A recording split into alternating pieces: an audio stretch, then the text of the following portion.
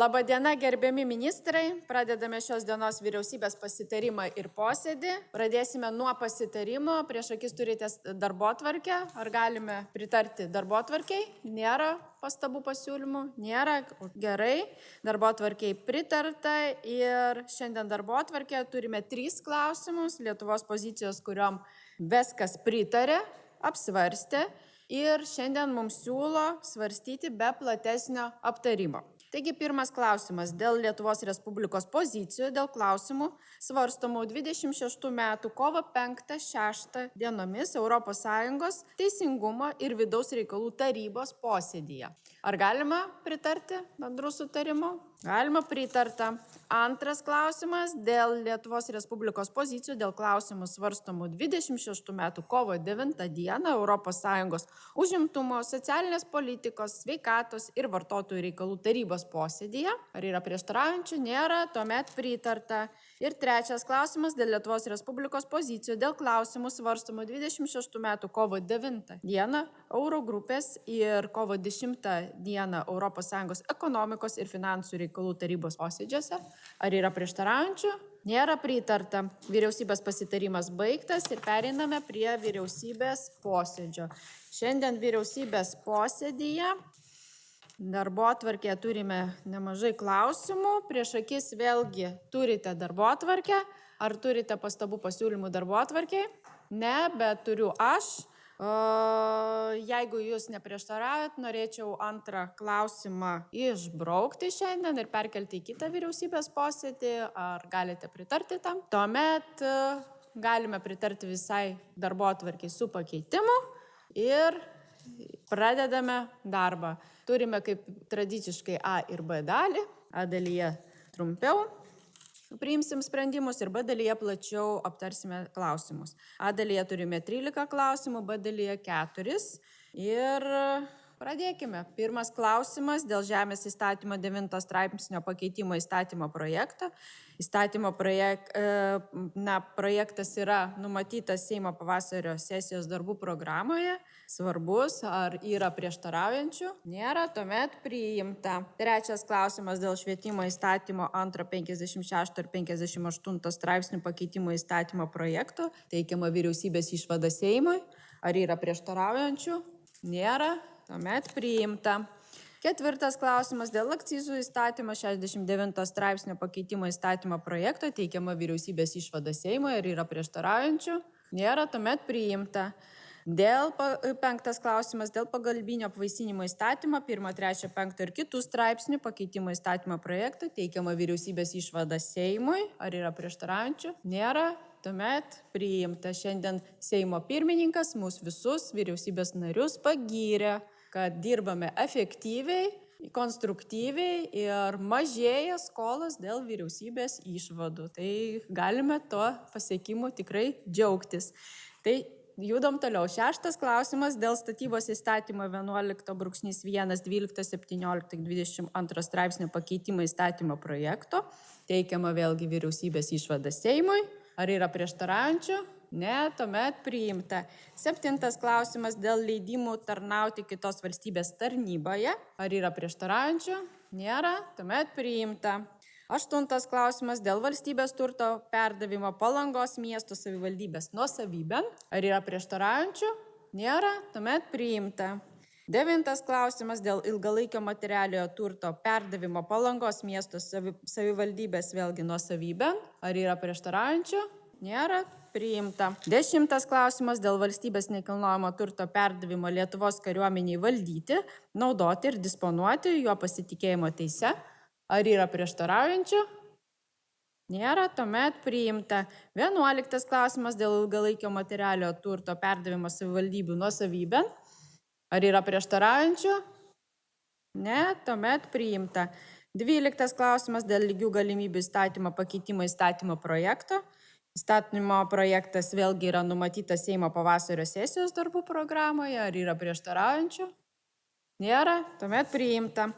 13 klausimas dėl vyriausybės 25 metų gruodžio 17 dienos nutarimo numeris 907 dėl Lietuvos Respublikos karo prievolės ir alternatyviosios krašto apsaugos tarnybos įstatymo įgyvendinimo pakeitimo ir 12 metų sausio 25 dienos nutarimo numeris 165 dėl subsidijos nuolatinę privalomą pradinę karo tarnybą atlikusių karo prievolininkų darbo užmokesčių mokėjimo tvarkos aprašo patvirtinimo ir šios subsidijos dydžio nustatymo pripažinimo netekusių galios.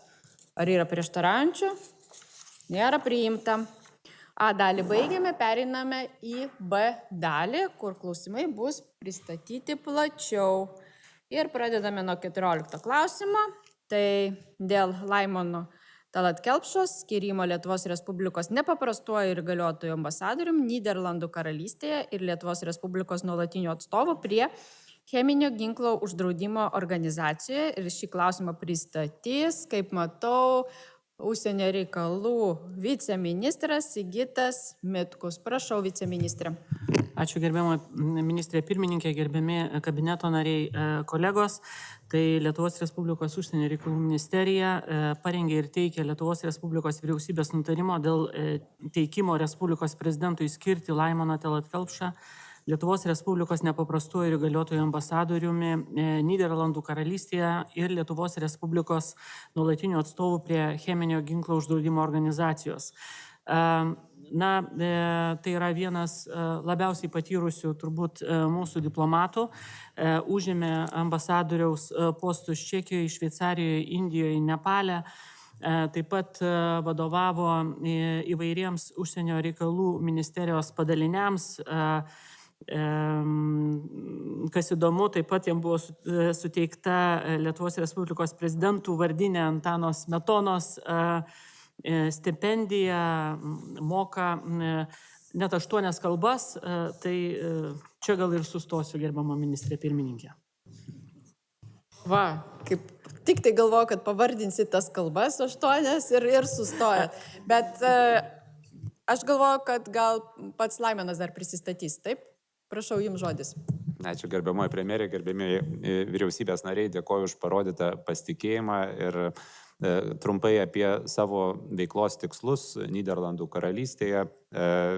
Iš tiesų mūsų valstybė sieja jau seniai istoriškai susiformavę santykiai, jie iš principo yra labai geri. Norėtųsi, kad būtų dar geresni ir į tą dar geresnio kokybės siekimo kryptimi bandysiu dirbti. Esu savo pats išsigrynęs kelias veiklos kryptis, jeigu trumpai jas bandyčiau apibrėžti, politinių santykių plotmėje Nyderlandų ką tik patvirtinta naujoji vyriausybė. Tai irgi tokia vyriausybė, kuri, sakyčiau, labai į europinį veikimą orientuota ir tuo pačiu į paramą Ukrainai labai aktyviai investuojanti koalicija. Tai irgi mums papildomų veikimo galimybių lauką atveria ir šiuo atveju matyt reikės nemažai pasistengti, kad suaktyvintumėm apsikeitimą vizitais. Aš naudodamasis progą norėčiau ir gerbiamus ministrus pakviesti į Nyderlandų karalystę, kad ne tik užsienio reikalų ministrai keistusi ir premjerai, bet artėjantis Lietuvos pirmininkavimas Europos Sąjungoje be abejo atvers irgi papildomų galimybių, tai mes matysime svečių iš Nyderlandų karalystės Lietuvoje, tai kvieščiau šitą veikimo lauką irgi išnaudoti. Saugumo ir gynybos srityje turime Nyderlandų karių kontingentą Lietuvoje jau ne vienerius metus, glaudžiai integruota į besiformuojančios Vokietijos brigados struktūrą, kadangi augs Vokietijos karių skaičius, matyt iškils klausimas, kokia proporcija Nyderlandų kariai bus atstovavimi čia Lietuvoje. Turbūt būtų interesas, kad jų daugėtų, kad tos saugumo garantijos, kurios Lietuvai yra kritiškai reikalingos, plėstųsi ir turėtume čia patikimų draugų ir partnerių petį, kai reikalas, jeigu taip aplinkybė susiklostytų. Nyderlandų karalystė vėlgi yra tikrai lojali Ukrainos rėmėja, ką tik neseniai patvirtintas naujas karinės paramos pagalbos paketas 3,5 milijardo eurų Nyderlandų vyriausybė įsipareigosi skirti šiais ir kitais metais. Tai be abejo pagrindinis tikslas bus išlaikyti šitą dėmesį, kad ir po 27 metų mes turėtume nuolatinę nesiliaujančią paramą Ukrainai. Ir be abejo taip pat reikės investuoti į Nyderlandų visuomenėje, kad didėtų supratimas apie mūsų regiono saugumo klausimus, apie santykius su Rusija, su Baltarusija, su Kinija, su kitom dėmesio reikalaujančiom valstybėm, kad turėtume jų palaikymą, vėlgi bendrai formuodami ES poziciją turėtume į ką atsiremti. Ekonominių santykių plotmėje tikrai yra istoriškai susiformavusi sėkmės istorija. Nyderlandai yra labai svarbi Lietuvai rinka. Praėjusiais metais eksportas į Nyderlandus siekia beveik 2,5 milijardo eurų. Aš tokį tikslą esu išsikėlęs, kad per 4 metus išaugintume eksportą Lietuvos iki 3 milijardų eurų ir kad ne mažiau kaip 85% to eksporto sudarytų čia Lietuvoje pagamintos prekės. Yra šiandieninio eksporto struktūroje viena jautresnė vieta. Mes kol kas labai smarkiai, santykinai smarkiai, sakyčiau, priklausomi nuo 2 prekių rūšių. Tai yra naftos produktų eksportas ir tabako gaminiai. Tai tokios net pagal ES ilgalaikius tikslus nykstančios vartojimo rūšis ir jos yra labai lakios. Jeigu iš ankstesnių patirčių galiu pasakyti, jeigu šitos prekės pajuda kitą kryptimį, lengvai gali būti perorientuotos, tada eksporto struktūroje atsiranda tam tikros duobės, tai kad jų išvengtume, dar didesnis diversifikavimas atsirastų, būtų labai naudinga. Nyderlandų tiesioginių užsienio investicijų Lietuvoje irgi turime 5 milijardus eurų, tai didinti šias apimtis be abejo bus nuoseklaus darbo tikslas. Ir turistų iš Nyderlandų skaičių, manyčiau, turėtume pasiekti 100 000 skaičių. Praėjusių metų duomenys yra daugiau nei 65 000. Tai čia tikrai bus daug reikalingos ir naudingos veiklos. Kultūrinių santykių plotmėje vėlgi norėtųsi ne tik suaktyvinti nuolatinį keitimąsi, tai kas turbūt jau natūraliai yra susiklostę ir sėkmingai auga, bet sekant tomis geromis tradicijomis, kurios pradeda formuotis mūsų kultūrinės diplomatijos politikoje, tie didieji tokie renginiai, kaip kultūros sezonas Prancūzijoje, dabar artėjantis Lietuvos kultūros prisistatymo metai Vokietijoje, tikrai nemanau, kad bus realu per 4 metus subrandinti projektą Lietuvos tokį didžiulį kultūros prisistatymą Nyderlanduose, bet vieną nacionalinės reikšmės renginį. Ar tai būtų didelės svarbos paroda, ar nacionalinio simfoninio orkestro gastrolės Nyderlanduose, matyti šitokį tikslą galima būtų eiti, ypač turint galvoje, kad 2030 metais minėsime atkurtos Lietuvos valstybės 40-metį ir be abejo tai bus tikrai tinkama proga, perkeltinė prasme šnekant, iššauti ir būti pastebėtiem visai Nyderlandų visuomeniai. Dar vienas dėmuo santykiai su diaspora. Tikrai turime didelę, daugiau nei 9 000 bendruomenės narių siekiančią lietuvių diasporą Nyderlanduose. Nemaža dalis jų yra tikrai jauni, studijuojantis žmonės, turintys įvairių interesų ir poreikių, ir todėl organizuoti jų tarpusavio bendravimą, tą ryšių mezgimą yra vienas veiklos laukas, o kitas veiklos laukas bandyti vėl grąžinti jų dėmesį Lietuvai, kad jie matytų tikrai prasmę ir reikalą kuo greičiau sugrįžti.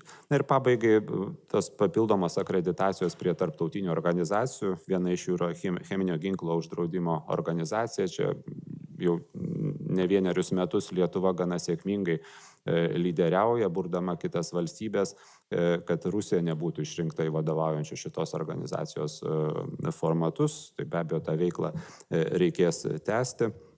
Na ir matyt matysime suaktyvėjusi veikimą tokiuose tarptautinėse institucijose kaip Tarptautinis baudžiamasis teismas, kur tikrai artėja į pabaigą duomenų rinkimai, tikėkime kažkurio metu pajudės ir konkrečių bylų svarstymas, tai čia tikrai reikės daug su jumis glaudžiai bendradarbiauti, ypač turbūt su Teisingumo ministerijos specialistais, kad kokybiškai tikrai užtikrintume teisingumą ir ypač pasiekus tam tikrą susitarimą dėl Rusijos agresijos karo Ukrainoje. Ačiū širdingai. Ačiū už prisistatymą. Na, ar turime klausimų kandidatui? Ne. Tai tuomet, jeigu nėra prieštaraujančių, tai nutarimas priimtas ir linkime ambasadoriui sėkmės darbuose. O mes dirbam toliau. 15 klausimas dėl baudžiamojo kodekso 118 straipsnio pakeitimo ir kodekso papildymo 122/1 ir 250/7 straipsnis įstatymo ir kitų su juo susijusių įstatymų projektų. Ir šitą klausimą plačiau pristatys Teisingumo ministrė Rita Tamošiūnienė. Prašau, ministrė. Ačiū gerbiama premjerė, gerbiami kolegos. Tikrai siūlomas įstatymų paketas, baudžiamojo kodekso pakeitimo paketas, taip pat žvalgybos ir kriminalinės žvalgybos įstatymų pakeitimai, kurie bene svarbiausi šio pavasario sesijoje, kalbant apie geopolitinę situaciją ir apie tai, kad Lietuvos nacionalinis saugumas susiduria su didėjančiomis grėsmėmis, kurios ir pareikalavo kompleksinio požiūrio, peržiūrėti galiojantį teisinį reglamentavimą ir užtikrinti, kad baudžiamajame kodekse nebūtų palikta teisinio reguliavimo spragų, kuriomis naudojantis priešiškos užsienio valstybės, jų žvalgybos ar kitos struktūros, fiziniai, juridiniai asmenys galėtų nebaudžiami daryti esminę žalą Lietuvos Respublikos nacionalinio saugumo interesams. Šiuo metu bendrosios baudžiamojo kodekso nuostatos dėl turto sugadinimo ar sunaikinimo ne visiškai atspindi tokios veikos pavojingumą būtent nacionaliniam saugumui.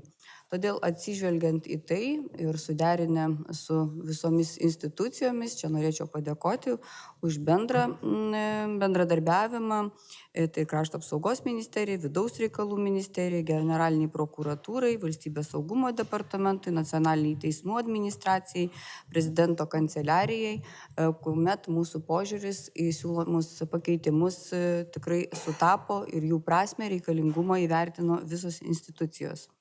Tai pirmiausia, siūlome įtvirtinti baudžiamą atsakomybę už neteisėtą dalyvavimą ne Lietuvoje vykstančiame ginkluotame konflikte, kuris yra nukreiptas prieš kitos valstybės nepriklausomybę, teritorijos vientisumą, suverenitetą ar konstitucinę santvarką, arba yra kitaip nesuderinamas su Lietuvos Respublikos prisiimtais tarptautiniais įsipareigojimais. Antra, tai dalyvavimą užsienio valstybės teritorijoje organizuojamuose veiksmuose, kurie sukėlė pavojų Lietuvos Respublikos nacionaliniam saugumui, užtikrinti svarbiai įmoniai, nacionaliniam saugumui užtikrinti strateginę ar svarbią reikšmę turinčią infrastruktūrą sudarantiems įrenginiams, turtui, jų daliai, tai yra sustipriname hibridinės atakos savoką. Ir neteisėtą dalyvavimą užsienio žvalgybo ir saugumo institucijų ar kitų užsienio valstybės tiesiogiai bei netiesiogiai kontroliuojamų organizacijų veikloje, jų nurodymų, prašymų, užduočių nukreiptų prieš Lietuvos Respubliką vykdymą. Taip pat atsiranda nauja savoka - diversija. Tai taip pat prisimename neseniai su to susidūrė mūsų kaimyninė Lenkija, kuomet buvo pasitelkiama trečių šalių piliečių veikla ir nukreipta prieš Lenkijos geležinkelius.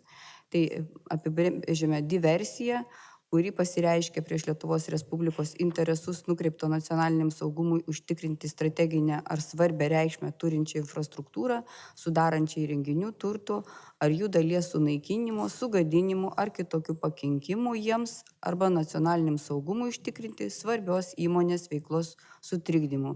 Lietuva taip pat yra patyrusi diversijos pasekmių, tai yra povandeninių kabelių ar kitos kritinės infrastruktūros pažeidimų Baltijos jūroje. Dėl to ta savoka mūsų vertinimu yra itin svarbi. Ir lydinčiaisiais žvalgybos ir kriminalinės žvalgybos projektais siekime įgalinti žvalgybos institucijas užkardyti bei tirti naujai siūlomas įtvirtinti nusikalstamas veikas. Taip pat verta pabrėžti, kad baudžiamojo kodekso sustiprinimas ir numatomas konkrečios bausmės laisvės atėmimu, bendrai kalbant nuo 2 iki 10 metų, bet jos be abejo yra diferencijuotos, tai taip pat labai gera atgrasanti nuo tokių veikų prevencinė priemonė. Todėl siūlome pritarti ir šį įstatymą priimti, siūlysime mūsų parlamente šioj pavasario sesijoje. Ačiū ministrė už pristatymą. Ir iš tiesų reikia pasidžiaugti, kad siūlomi baudžiamojo kodekso pakeitimai yra skirti Lietuvos gyventojams apsaugoti nuo išorės grėsmių. Jie sukurs prielaidas iki teisminio tyrimo institucijoms aktyviai reaguoti į Lietuvos Respublikos piliečių neteisėtą dalyvavimą ginkluotose konfliktuose. Tas yra labai svarbu, ypatingai dabar turint tokią pakankamai jautrią aplinką. Taip pat apsaugos valstybės interesus ir reputaciją. Įstatymo projektai yra numatyti Seimo pavasario sesijoje ir jos darbų programoje ir labai tikiuosi, kad pavyks operatyviai tikrai priimti reikiamus sprendimus. Ir siūlau šiems įstatymo projektams pritarti ir teikti juos svarstyti Seimui. Bet gal turit kas klausimų ministrei? Ne, pakankamai visiems aišku, visi džiaugiasi dėl tokio paketo įstatymo projektą. Tai puiku, jeigu nėra prieštaraujančių, tuomet nutarimas priimtas. Ir kitas klausimas 16. Dėl valstybės gynybos fondo lėšų sąmatoje Lietuvos Respublikos Seimo patvirtintų 26 metų išlaidų paskirstymo patvirtinimo. Ir klausimą pristatys krašto apsaugos viceministras Karolis Aleksa. Prašau, viceministrė. Ačiū gerbiamą premjerę. Tai norėčiau pristatyti valstybės gynybos fondo paskirstymo schemą ir truputėlį prieš tai labai trumpai dar kartą paaiškinti valstybės gynybos fondo mechanizmą ir tiesiog kokioje laiko ašį šiuo metu esame. Tai tiesiog priminant, kad tai valstybės gynybos fondo lėšų sąmatai yra tvirtame biudžeto įstatyme ir vyriausybė turi paskirstyti tas lėšas. Tai yra antrasis žingsnis, kuriame dabar esame. Po šio žingsnio seka pasirašymas sutarčių ir čia krašto apsaugos ministerija yra atsakinga už sutarčių pasirašymą. Tai yra su ir savo subjektais, tarkime, ir su gynybos resursų agentūra arba infrastruktūros valdymo agentūra, taipogi su kitomis institucijomis, tokiamis kaip vidaus reikalų ministerija, susisiekimo ministerija. Tai tas darbas iš tikrųjų yra labai svarbus, turint omeny laiko ašį. Na ir tada kiti galimi tos sekos elementai, jeigu atsiranda viršplanių lėšų, tai tada paskirstymas gali būti, ir tada jeigu lėšos nepanaudojamos, jos yra grąžinamos. Ir trumpai primenu, tai yra 5 pagrindinės kryptys, tai yra divizijos pajėgumai, Vokietijos brigados infrastruktūros plėtra, kontrmobilumas, dvejopo naudojimo infrastruktūra, karinio mobilumo infrastruktūra, priimančiosios šalies infrastruktūra kaip vienas paketas ir taipogi civilinės saugos programa. Čia labai trumpai matosi skaidrėje iš principo šių metų sąmata ir kaip jinai susidaro iš kokių mokesčių, tai čia labai neapsistosiu. Ir pati pagrindinė skaidrė, kur yra paskirstymas per mano minėtas 5 pagrindinės kryptis, tai didžiausia dalis 504 milijonai yra skirta divizijos pajėgumų vystymui. Ir čia mes kalbame apie tankus, apie vikšrinės pėstininkų kovos mašinas, iš principo pagrindiniai šitie 2 pajėgumai. Taipogi Vokietijos brigados infrastruktūra, čia yra kalba apie rūdininkų karinio poligono infrastruktūros plėtrą, kontrmobilumo priemonės kalbama apie minas ir taipogi apie kliūtis, inžinerinius įvairius sprendinius, kuriems yra čia skirta iš viso šiai kategorijai beveik 35 milijonai. 4 kategorija yra karinio mobilumo ir PŠP infrastruktūra 87 milijonai. Ir čia mes kalbame apie nemažą skaičių projektų. Visų pirma, Pabradės rūdininkų poligonų infrastruktūra, alternatyvaus suvalkų kelio viadukus ir kitus svarbius projektus, prie važiuojamosius kelius, prie minėtų poligonų. Ir paskutinė kategorija tai yra civilinės saugos programa, kuri taipogi yra labai svarbi, kalbant apie priedangas ir kitus svarbius civilinės saugos programos aspektus. Tai šiais metais siūloma 35 milijonai. Taip kad dėkingi esame labai už konstruktyvumą darbuojantis su vidaus reikalų ministerija, susisiekimo ministerija, su finansų ministerija ir prašytumėm pritarti. Ačiū viceministrė už puikų pristatymą. Iš tikrųjų, programoje aiškiai įtvirtinta, kad valstybės saugumas yra pamatinė sąlyga visoms kitoms politikos kryptims ir šiuo sprendimu užtikrinsime, kad 26 metų valstybės gynybos fondo lėšos būtų paskirstytos pagal Seimo patvirtintas nuostatas ir naudojamos tikslingai. Tai yra skubiems ir būtiniems poreikiams gynybos ir civilinės saugos srityje įgyvendinti. Ir man atrodo, kad tikrai planas puikus. Ar turit klausimų, patikslinimų viceministrui? Ne, tai jeigu nieks neprieštarauja, tuomet nutarimas priimtas. 17 klausimas dėl stambaus projekto Assembly of Leopard Main Battle Tanks in Lithuania pripažinimo užtikrinančių netidėliotinus valstybės saugumo ir gynybos poreikius. Ir šį kartą apie saugumą ir gynybą klausimą pristatys ekonomikos ir inovacijų ministras Edvinas Grikšas. Prašau, ministrė. Ačiū labai gerbiama ministrė pirmininkė, gerbiami kolegos. Tai Ekonomikos ir inovacijų ministerija gruodžio 15 dieną praeitų metų pasirašė susitarimą su UAB Lithuanian Defense Services įmonė dėl stambaus projekto, tai būtent Leopardo tankų surinkimo Lietuvoje. Projektas svarbus keliais pjūviais. Tai pirmas dalykas, žinoma, gynyba ir saugumas, kad turime kuo daugiau produktų, gynybos produktų gaminamų ar surenkamų Lietuvoje. Tai reiškia, esame mažiau priklausomi nuo tiekimo grandinių, kurios yra toliau, kurios yra užsienyje, nes pamokos išmoktos ir Ukrainoje parodė, kad labai svarbu turėti gamybą Lietuvoje. Kitas svarbus aspektas, kad nacionalinė gynybos ir saugumo pramonė taip pat gali augti, kai pritraukiame užsienio investuotojus, nes susikuria ir tiekimo grandinės, kuris įsijungia ir Lietuvos įmonės savo tikrai inovatyviais ir pažangiais sprendimais. Kitas svarbus aspektas, kad Leopardų tankų surinkimas visiškai atliepia tiek ir paramos Ukrainai aspektą, tiek ir Lietuvos nacionalinių pajėgumų stiprinimą, tiek ir ES prioritetus.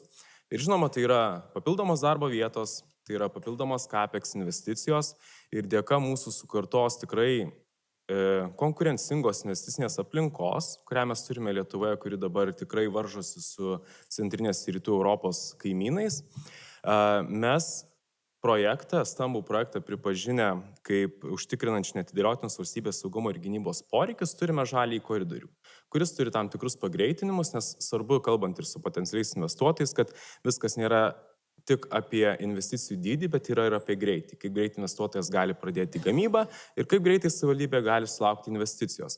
Tai patvirtinę šį nutarimo projektą, mes suteiksime šiam projektui tokį statusą, kad bus galima vykdyti statybas ir dėl statybos leidimo tvarkytis horizontaliai. Tai gerokai pagreitins procedūras. Na ir ką, patvirtinę šį nutarimo projektą prisidėsime prie spartesnio pirmojo Leopardo tanko surinkimo Lietuvoje. Ačiū labai ir kviečiu palaikyti.